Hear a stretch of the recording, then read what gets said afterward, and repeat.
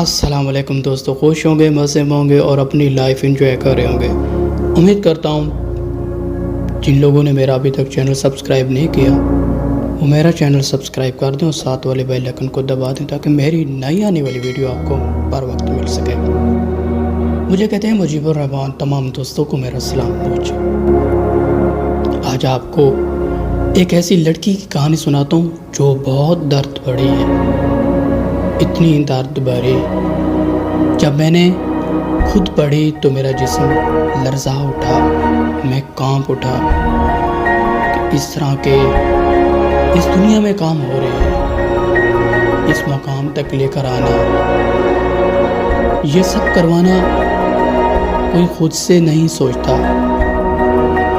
اس طرح کے کام کروانے میں بہت بڑا ہاتھ ہوتا ہے۔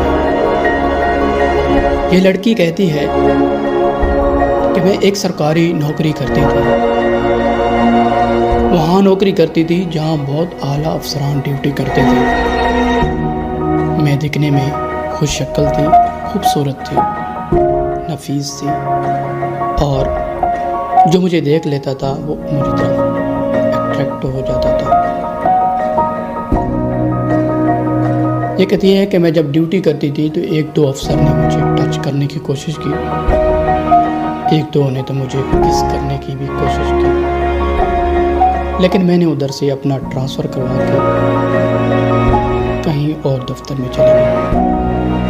جب ادھر گئی تو مجھے ادھر بھی اس طرح کی حرکتیں دیکھنے کو ملی۔ میں نے شکایت والے کو شکایت کی گئی، شکایت سننے والے نے میری شکایت پر کوئی عمل نہیں کیا۔ مجھے مجبوراً یہ فیصلہ لینا پڑا کیوں نہ میں بھی CSS کا امتحان پاس کر لوں اور افسر بن جاؤں۔ تو پھر اس نے ایڈمیشن لیا، یونیورسٹی جانا شروع کیا، مطالعے کے لیے لائبریری میں بیٹھنا شروع کیا۔ اور افسوس، وہ خود کہتی ہے کہ میں جب لائبریری میں بیٹھتی، سب موقع محل دیکھتی، مجھے محسوس ہوا کہ جہاں ادھر جتنی بھی لڑکیاں پڑھنے کے لیے آتی ہیں وہ 1 سال 1.5 سال کے بعد ان کے پاس کچھ نہیں ہوتا سوائے پچھتاوے کے۔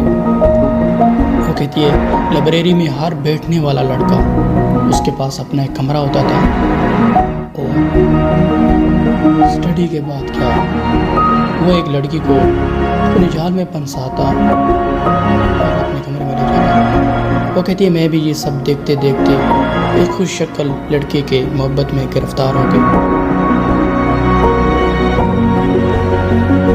محبت پیار بہت ہی ہلا دینے والے لفظ ہیں۔